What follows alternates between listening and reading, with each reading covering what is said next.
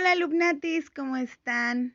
Espero que se encuentren muy bien y en este video vamos a hablar sobre la muerte histórica de José María Morelos y Pavón. Lo mataron como escarmiento. Comenzamos. Era tanto el miedo y el odio que le tenían que el virrey Calleja dispuso que fuera fusilado en un paraje público para que su muerte sirviera como útil escarmiento a los demás insurgentes, para que provocara un pavor saludable en todos aquellos que peleaban por la independencia. Había que acabar con él y Calleja, para quien la ejecución de José María Morelos y Pavón se convirtió en un asunto prioritario y personal, cuando tuvo la oportunidad de tenerlo en sus manos, lo enjuició, lo humilló y le quitó la vida. Nunca le perdonó la derrota que le infligió en Cuautla, ni tampoco que el talento natural de Morelos lo llevara a transformarse en un auténtico genio de la guerra, reconocido hasta por uno de los más grandes estrategas de la historia de la humanidad, Napoleón Bonaparte. Por eso, por la envidia que despertaba en muchos, pero especialmente en el virrey, desde el día que lo hicieron prisionero, Morelos ya estaba condenado a muerte. Sin embargo, muy a pesar de las notables cualidades que el siervo de la nación tenía, a pesar de sus grandes virtudes como militar y como estadista, lo que perdió Morelos fueron sus pasiones y sus defectos, que fueron aprovechados por sus enemigos para tenderle la trampa mortal que les permitió atraparlo. En efecto, tremendamente humano, Morelos era un hombre capaz de generar los más altos y visionarios conceptos políticos. Era capaz de sembrar en la imaginación y en los anhelos de sus contemporáneos la esperanza de una patria más justa. Era capaz de concebir los más atrevidos planes para una campaña militar exitosa.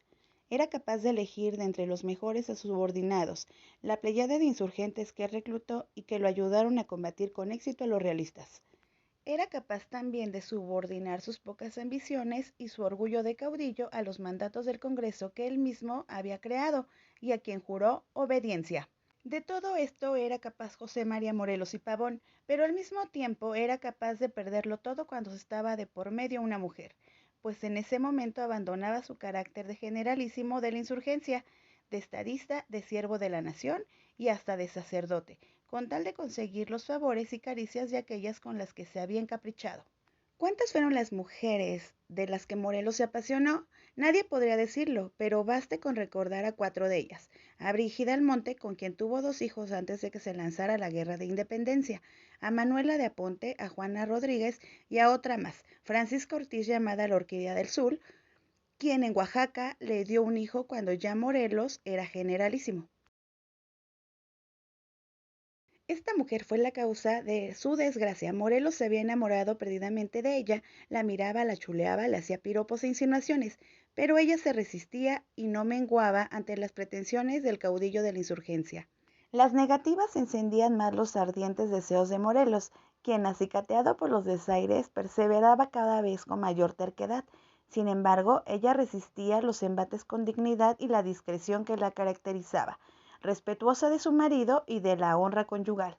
El esposo de Francisca era un oficial subordinado de Morelos, el teniente Matías Carranco, quien, ignorante de las andanzas y extravíos de su jefe, combatía a su lado sin sospechar siquiera que Morelos lo veía como un obstáculo que se oponía a sus deseos.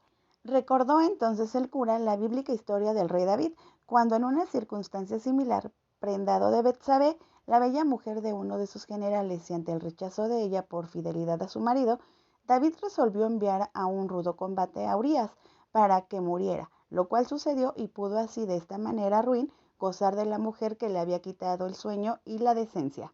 Decidido Morelos seguir el ejemplo de David, mandó a Carranco a una expedición ciertamente peligrosa de la que difícilmente volvería con vida, pero no esperó a que llegaran las noticias que confirmarían la muerte del teniente, sino que se apresuró a seducir a Francisca con el pretexto de que ya era viuda y que solo él podía consolarla. La mujer débil, que seguramente no era muy firme en su lealtad marital, accedió a los deseos de Morelos y se convirtió en su concubina, en su moderna Betsabé.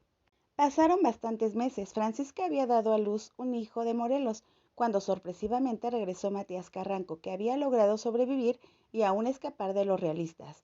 Al llegar al descubrir la infidelidad de su esposa, se contuvo.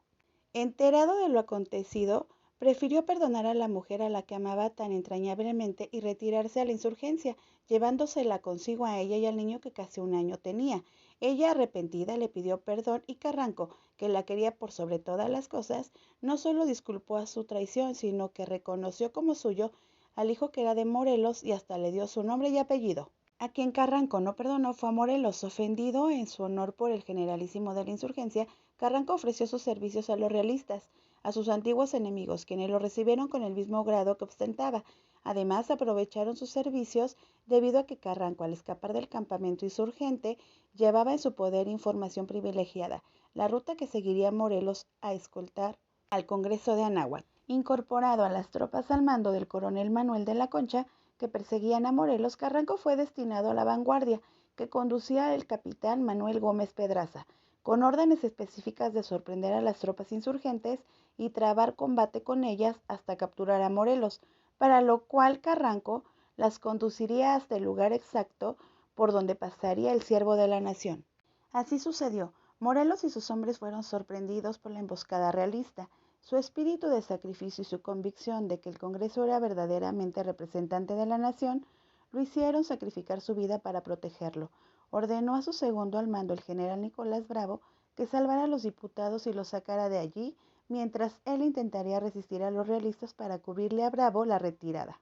El Congreso se salvó, pero Morelos se vio pronto rodeado por sus enemigos. El fuego se suspendió como Gómez Pedraza se dio cuenta que solamente quedaban vivos Morelos y algunos cuantos más insurgentes.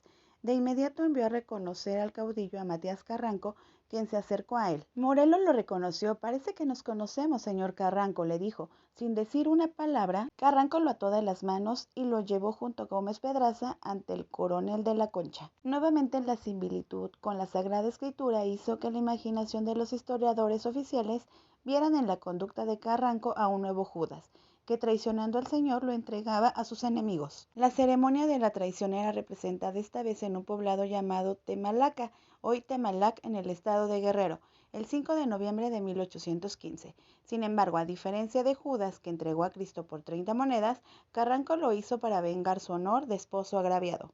Llevaron a Morelos a la Ciudad de México, donde lo encerraron y donde fue sometido a un proceso tanto militar como inquisitorial. El virrey Calleja estaba dispuesto a hacerlo padecer lo indecible, con tal de saciar su odio en contra del caudillo. A diferencia de Hidalgo, que tenía la virtud de superar la triste condición humana y de vencer las tentaciones, Morelos estaba literalmente atado a las debilidades de su humanidad. También, a diferencia de su antiguo maestro en Colegio San Nicolás en Valladolid, Morelos era un genio para la estrategia y para las ideas políticas, cosas de las que en cambio Hidalgo carecía.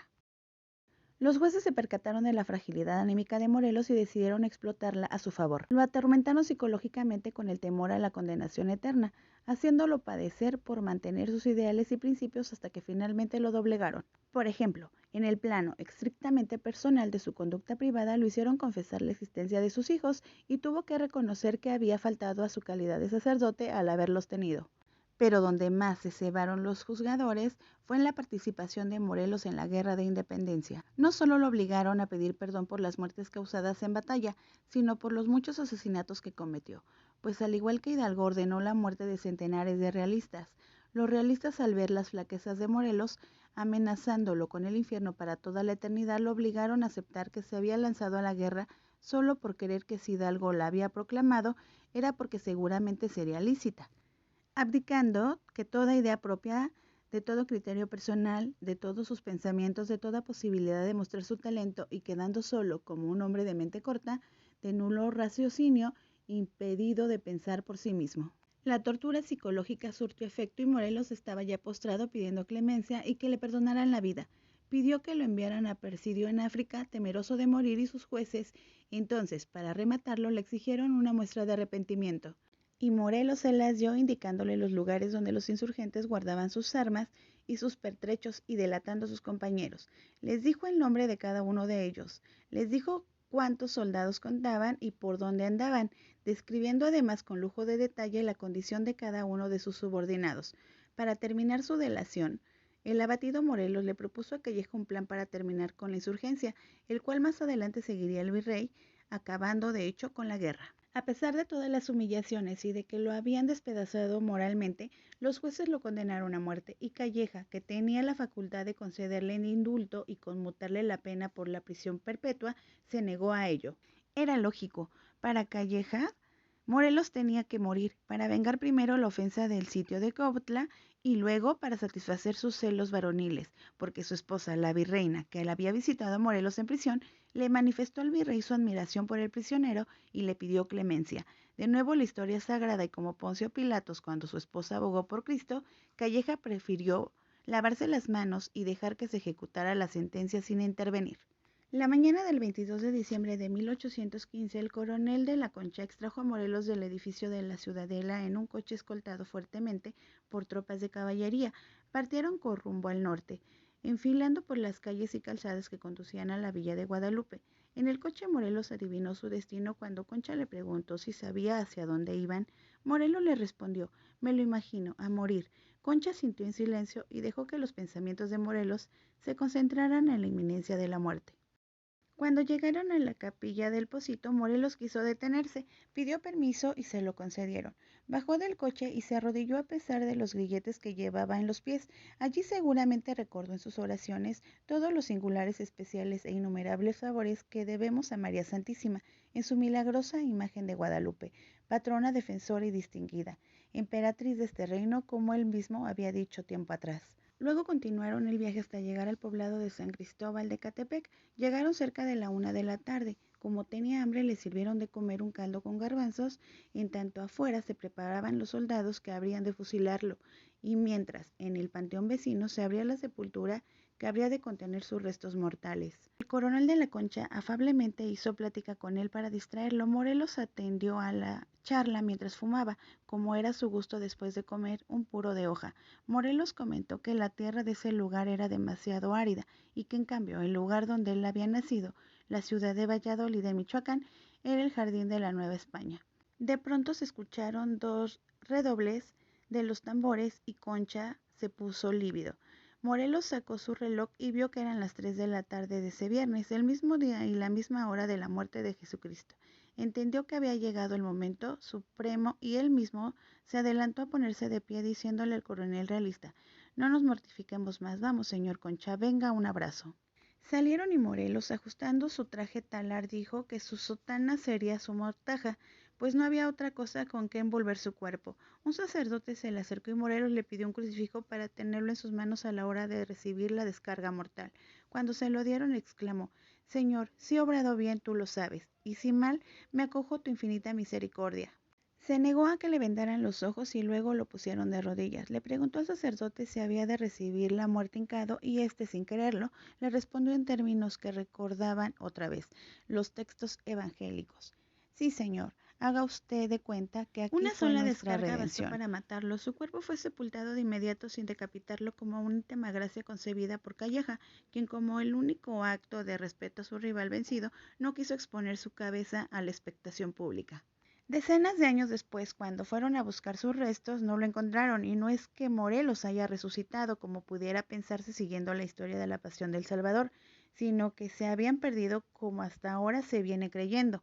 Para empezar, en el año de 1823, los restos de Morelos fueron exhumados de San Cristóbal de Catepec y trasladados a la Catedral Metropolitana de México para ser sepultados, junto con los de otros procederes de la independencia, bajo el altar de los reyes. Allí permanecieron hasta el año de 1865, cuando supuestamente desaparecieron. Quien los tomó se afirmó que nada menos que su hijo mayor, el general Juan Nepomuceno Almonte, quien en ese momento se desempeñaba como ministro de la Casa Imperial de Maximiliano y como gran chambelán de la corte, encargado de organizar las ceremonias oficiales. Almonte aprovecharía la oportunidad para quedarse con los restos de su padre, porque, dicen algunos autores a los que Almonte no es grato, que por una especie de rencor hacia México y hacia él, el hombre que le había dado la vida pero no el apellido. Sabido es que Almonte fue un eterno pretendiente a la presidencia de la República y que utilizó siempre en su beneficio el ser hijo de bastardo del más grande de los insurgentes. Quiso tal vez vengarse de su padre y vengarse de los mexicanos, arrebatándoles los restos sagrados del siervo de la nación. El caso es que en su maleta diplomática, cuando Maximiliano lo designó embajador en Francia, Almonte se llevó los restos de su padre a París, depositándolo en alguna iglesia o quizá en su propia casa. Se dijo que por instrucciones precisas, Almonte dispuso que a su muerte ocurrida en 1869, los restos de su padre fueran colocados en su misma sepultura y en su mismo ataúd. Almonte fue enterrado primero en una iglesia muy cerca de su casa. Un año y medio después, el sarcófago fue trasladado al cementerio parisino. Solo tiempo después en México se dieron cuenta de la supuesta ausencia de los restos de Morelos. En 1895 los restos de los caudillos de la Independencia fueron llevados del altar de los Reyes a la capilla de San José. Entonces, al darse cuenta que faltaban los restos de Morelos, lo reportaron como robados. Para 1911, una comisión de expertos antropólogos, médicos e historiadores hicieron un detenido estudio de los restos óseos de los caudillos, determinando, por ejemplo, cuál era el cráneo de Hidalgo, cuál es el de Allende y así con todos los demás. Solo encontraron un pedazo de hueso plano marcado con una M, que en la duda, atribuyendo como pertenencia a Mariano Matamoros o a Pedro Moreno, aunque oficialmente se dijo que pertenecía a la cabeza de Morelos. Dato erróneo porque Morelos no había sido decapitado y su osamenta entera había sido sepultada en 1823 en la catedral. En 1925, al trasladarse los restos de los héroes de la columna de Independencia, el presidente Plutarco Elías Calles personalmente cargó los cráneos de Hidalgo, de Allende y de Adame Jiménez. Un funcionario menor llevó el hueso atribuido a Morelos. Los periódicos de la época denunciaron que faltaban los restos de Morelos, pero aunque nadie desmintió la noticia, oficialmente se consignó que fueron colocados en el Ángel, como hasta hoy en día se sigue sosteniendo. Cuando en 1991 se abrió la tumba de Almonte en el cementerio, se encontró el cuerpo del hijo del caudillo en perfecto estado de conservación, pero no se halló vestigio alguno de los restos de su padre. Varias son las hipótesis que han surgido para determinar el paradero de los restos de Morelos.